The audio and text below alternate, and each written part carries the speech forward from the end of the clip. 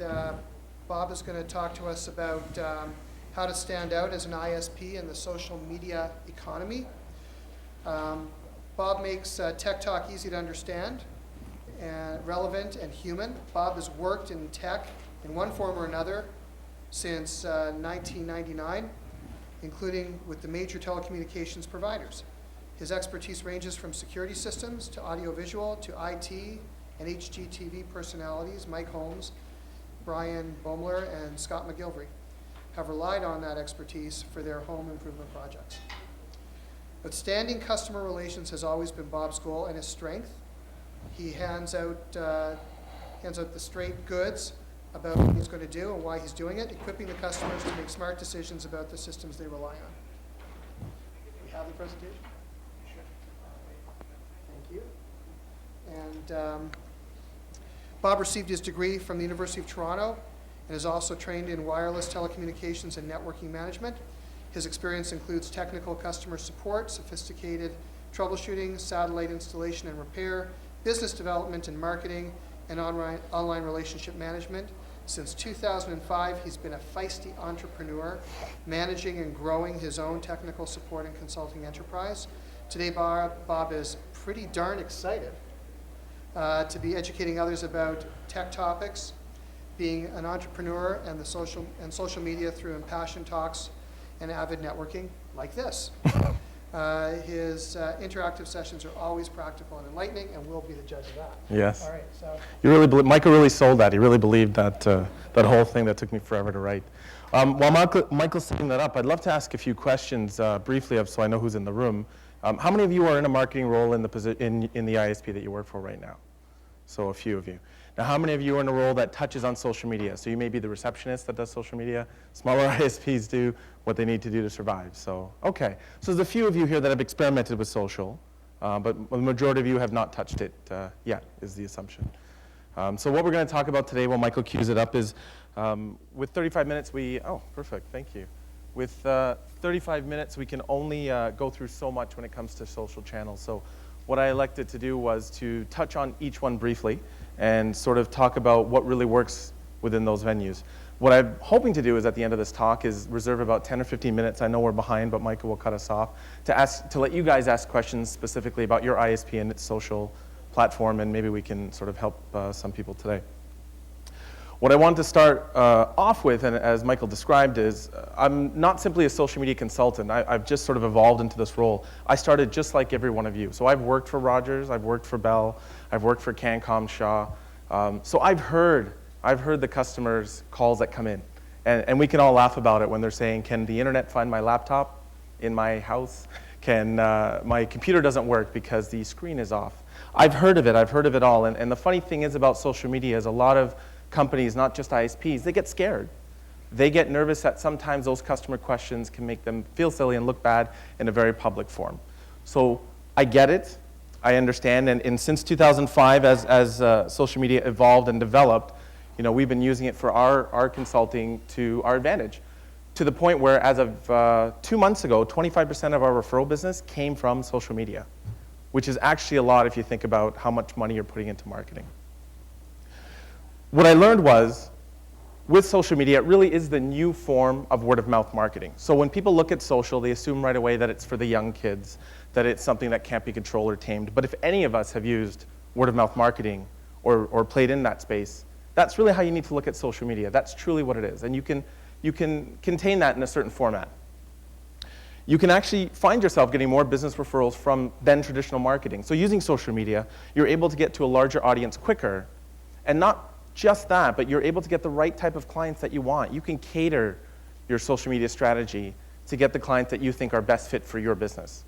Of course, with an ISP, we're just looking for people that want the internet, but sometimes we want those consumers that are willing to upgrade, or we want those business clients that need a T1 line. And social media, you can develop that specifically. The next question we get asked a lot, or I get asked a lot about social media, especially with corporations, is what's the return on investment? So when I started in social media, it was very holistic. We could always say, well, you can't really ask for return on investment when it comes to social. And I'm sure many of you have heard that from the folks that wear flip-flops and have beards and long hair. All social media consultants look like that. That's what I've been told.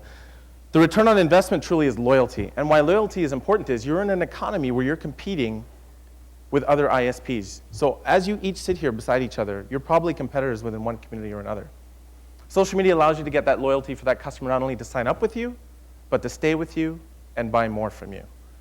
You're going to create fans and you're going to create advocates. You're going to create people that want to be here, but more importantly, want to tell other people to be here. And again, with the right social media strategy, that's what you can do. You want to also give them respect by treating them like more than a customer. You want to treat them like a person. And I'll tell you what that means. So when I worked in the call center and then when I eventually had my own business, what I learned was when I was in the call center, we all have stresses, we all have deadlines, we all have certain things we have to meet. So of course, customer service doesn't always take priority. We say it does, but it doesn't always. When I eventually became a consumer, I realized when I was calling in, I had a lot of fear and anxiety. I was calling in because I didn't understand what was happening, why my internet wasn't working, why my voice over IP wasn't working. And when I would call in, those that treated me like a person were more likely to get me to talk positively about them on social media. Now, you all know to get a positive comment or positive feedback on any form of word of mouth is a bit tricky, but to get a negative one, really easy to do. You upset a client, they'll find every manner they know of to let everyone know they're not happy. If you simply treat them like a person on social media, using your social media channels, engage with them, interact with them, you're likely going to find more of a response from them. There are 3 components that are truly, truly important when it comes to social media. And it's really important that whether you're in traditional marketing or not, that you get this concept. The first is customer education. Customer education is all about alleviating that fear and that anxiety that your client is feeling about not knowing how their service works, right? Not understanding why it's not working today. They're anxious. You know, we're in an economy, we have a consumer base that wants their stuff right away. So if they don't understand why it's not working, they're anxious, they're angry, you know, they're giving you a lot of pressure. By providing them customer education, so how does their internet work? Or here are some basic troubleshooting tips to try before you call and reach out to us. Or empower them with the ability to understand, depending on the business that they're in, what is port forwarding or why is it important to your business when you have a security camera system. Customer service is another important component of social media. So you've seen it now. You've seen the larger telcos with social media channels that simply respond when customers are complaining. How many times do you see these channels simply saying, we're sorry it didn't work, call us at this number. We're sorry it didn't work, send us a direct message. Here's the problem. That client already knows your phone number. If they're your client, they know how to get a hold of you. They're choosing to use social to reach out to you and express their displeasure. So by using it as a customer service tool, what you're doing is you're not only allowing them to alleviate that anxiety and that stress and that frustration they're feeling, you're showing everybody around them that you care. You're showing everybody on that social media channel that's watching this conversation and this engagement that you think they're important and that you want to treat them like a person. And the last, of course, which is really important for all of us in business, customer conversion. It's okay to get business from social media. When I started it in consulting, especially with social, it was holistic again, as I said. You really didn't say that. It actually is okay. It's okay to use your Facebook page to let people know of promotions and upcoming specials. It's okay to encourage people to buy from you. You don't want to make it your only voice. You don't want to make it your only platform. You've got 2 other channels that two other components that you're going to use on your social channels. But it's okay to sell to them. Just don't only sell to them. You're giving them a reason of why they want to buy from you. They're going to make that choice. So that's why so customer conversion is important. So let's talk about each sort of channel individually. Not every ISP or every company uses all channels. So when I talk about social media and social media strategy, it really is dependent on the business that you're in and what works for your community. Because not all ISPs are national. They may have only a small community that they service, a small town, municipality. So really the channels that you use are dependent on that. So let's start with Facebook, obviously one of the most popular platforms that are out there right now. With Facebook, really what you're trying to do is you're trying to engage them and get them to want to come to your page and share what you have to say. So you're going to have pictures. You're going to use pictures or anything that's more visual, anything graphic based, because you'll find that in Facebook, people are more likely to engage, interact, and comment on those things, as opposed to just the text and words. You can use pictures with text and words, but have some sort of visual. It's also okay to have contests and campaign on Facebook. Now, Facebook does have regulations on how you do that, but again, it's okay to sell. The important thing to understand is when you have contests and campaigns on Facebook, you're bringing in traffic to your page, they're liking your page, they're seeing what you have to say, But you also want them to stay, because as soon as somebody's won that prize, they're not likely to come back unless you've given them a reason to stay. More pictures, more information, more education, putting up videos or putting up comments about how they can learn to do something themselves. Twitter is another great platform to use. Twitter is really about up-to-date information, completely different audience than Facebook. So when you see companies that use Facebook and Twitter simultaneously with the same words, that's usually a fail, because they're two different audiences that are using those two platforms.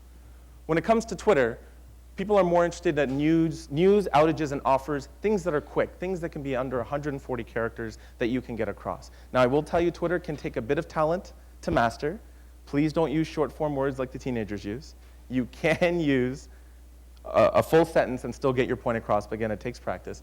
But let people know what's going on with you guys. Hey guys, we're expanding our network next year. We're going to be able to offer Wi-Fi in this community. Or for example, we're really sorry right now we're experiencing an outage in this community. Please bear with us while we resolve it, and keep them informed. And that is going to do two things. One, they're not likely going to call into the call center. And two, they're not likely going to blast you on social media because you've educated them. Again, that's what it's about, education. And put offers out there. So again, it's an 80-20 rule. 80% is personal, 20% is business when it comes to social media. Put a few offers. Say, hey guys, if you see this tweet, retweet it, win free service for a month. You guys are already doing those campaigns in traditional print media and probably other traditional formats. It's okay to use Twitter for that as well. LinkedIn is one of the least used form of social media marketing. So as professionals, we all use LinkedIn to find a job. Really, that's really what it's about. LinkedIn has actually got this thing called LinkedIn Groups. What LinkedIn Groups are, it's a series of professionals that connect with one another and chat about a topic. So for example, if your company were to have a LinkedIn group where people could come on and talk about and share data, or heck, what if a bunch of you started a LinkedIn group? Several ISPs got together and started a place where consumers can come, professionals can come and ask questions and have them answered by industry experts. It doesn't take a lot of time. More importantly, why LinkedIn is underused by a lot of companies are, find good employees. If you have a presence on LinkedIn, as I just told you, we're using that to find a better job or to find a great opportunity. Put yourself on LinkedIn as a company, talk about why you're the great company to work for, and you're going to find the technicians, the engineers, the sales staff you want are going to seek you out, which is a lot easier than you having to put an ad in the paper, an ad on Monster, having to surf through a bunch of people. Get the right people looking for you. And yes, that is a social media strategy. Another thing to consider, of course, is YouTube. So when we talk about consumer education, what we find is in studies and statistics is that people are more likely to respond to videos. So you can put text on, here is how you do a port forward, or here is how you troubleshoot your own modem. But if you actually do a video that has interactivity, that people can visually see what's happening, you're going to find that you're going to get more reaction from it. And I will tell you, with the way technology is today, don't feel like you need to hire a professional video crew. Although professional video crews are great. Thank you, sir, for doing what you do. You know, it's something that you can definitely do in-house. Don't feel like you need to have an entire production facility with a Steven Spielberg director. It is something you can do in-house. People are not looking for perfectly professionally developed videos. They're looking for the information in the video. And if any of you have surfed YouTube, you've seen what counts as content on YouTube. So really what you want to do is do that. YouTube is also one of the second most search engines outside of Google. So when people are frustrated or people don't know what to do, they may not call you right away. They may Google search. They may search and say, I need to find a new ISP in London, Ontario.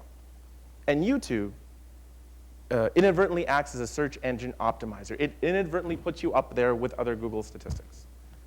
So by using YouTube, creating a video, let's say you do it once a month with a new education video. It's fun. You'll find your staff will have fun. It's an important resource to use as well that's really underutilized. Email newsletters. Yes, this is social media. I get that a lot of you say, well, no one's really responding to emails, or they're not really reading my emails, or emails are overused. Email newsletters are still a traditional form of marketing to reach people that may not be social savvy. So you still will find people who say, I don't get Facebook, or Twitter's too hard, but they're still checking email.